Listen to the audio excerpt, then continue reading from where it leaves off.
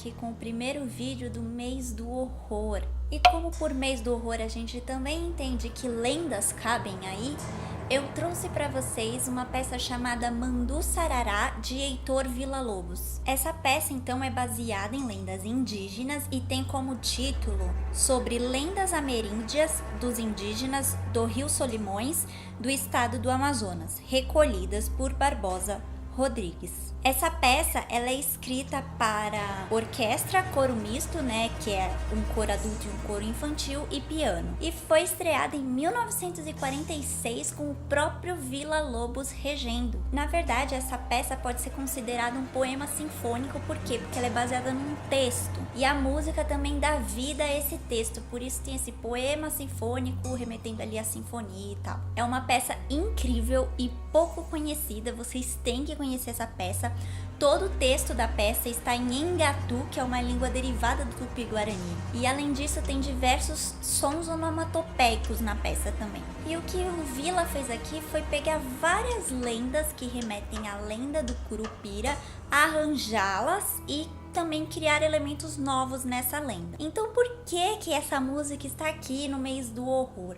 Bom, primeiro porque ela trata então, né, das lendas sobre o Curupira. E tem uma história meio macabra que eu vou ler aqui para vocês.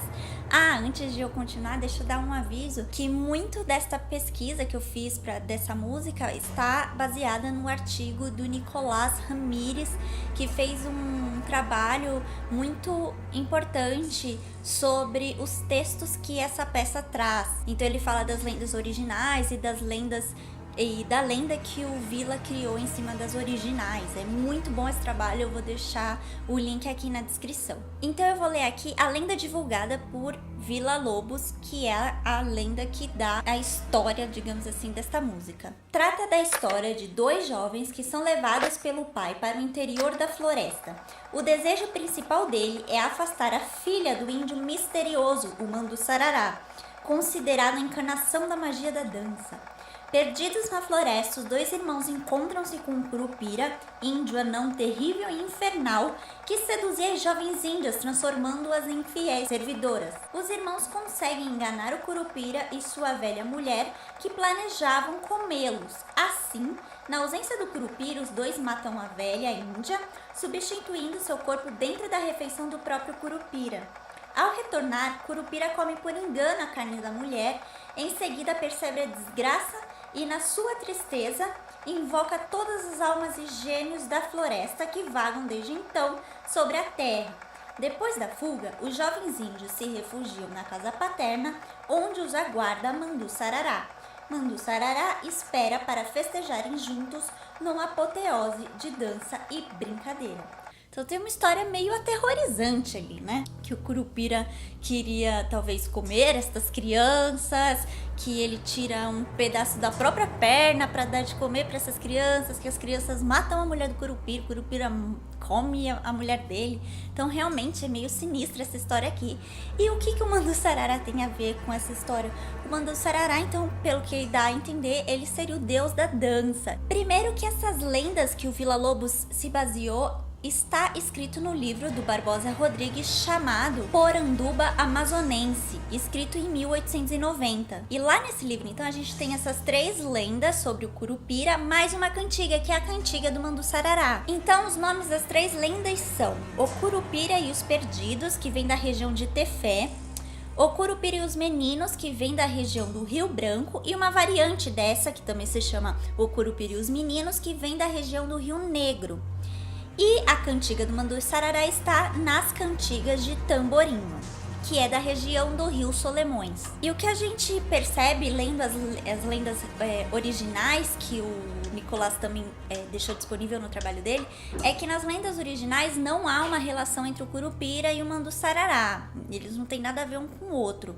E além disso, na lenda original, as crianças não retornam para a casa do pai, sim para a casa da mãe, é uma figura materna e não paterna. E nas lendas originais também não há uma menina apaixonada pelo Mandu Sarará, em que o pai não quer que se encontre com o Mandu Sarará e tal. Não existe isso. mas todas meio que falam que o Curupira queria comer as crianças, que ele acabou comendo a mulher dele, que as crianças enganam o Curupira e ele acaba comendo a mulher dele. Tem semelhanças nessas histórias, embora sejam diferentes. Às vezes tem um número de crianças maior numa história do que na outra, às vezes uma das crianças morre, enfim. Então, como eu falei, o que o Vila foi fazer foi pegar alguns trechos de algumas das lendas, dar uma misturada ali, acrescentar um elemento novo, alguns elementos novos, inclusive o Mandu Sarará, e compôs essa incrível música. Bom, e sobre a parte musical, como eu falei pra vocês, é um poema sinfônico. Eu entendo que um poema sinfônico, quando você vai numa sala de concerto assistir um poema sinfônico, eu entendo que é muito importante o público ter nas mãos o texto em que aquela música foi escrita. E, bom, quando eu fui assistir Mandu Sarará, eu tive o privilégio de assistir ao vivo e foi muito fantástico. Eu não recebi o texto em si dessa lenda divulgada pelo Vila Lobos, mas no palco, em cima, ficou a história sendo contada, como se fosse uma legenda, sabe? Então, por exemplo, a música, ela começa com uma parte instrumental, que vai remeter ali aos sons da floresta, e muitos dos temas que vão ocorrer ali durante a música, inclusive o tema do Mandu Sarará, já tá ali nessa parte instrumental.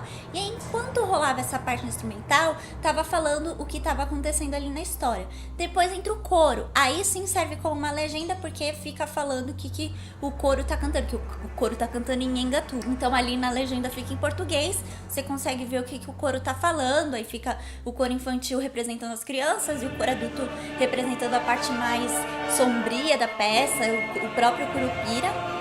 E aí depois disso volta uma parte instrumental e aí volta de novo ali na legenda falando o que estava acontecendo e tal. E a música serve pra você imaginar tudo aquilo que a história tá contando, sabe? E por final entra a cantiga do Mandu Sarará, que é muito incrível. E aí também tinha a legenda em cima. Então assim, eu não sei exatamente, eu nunca assisti tantos poemas sinfônicos assim ao vivo.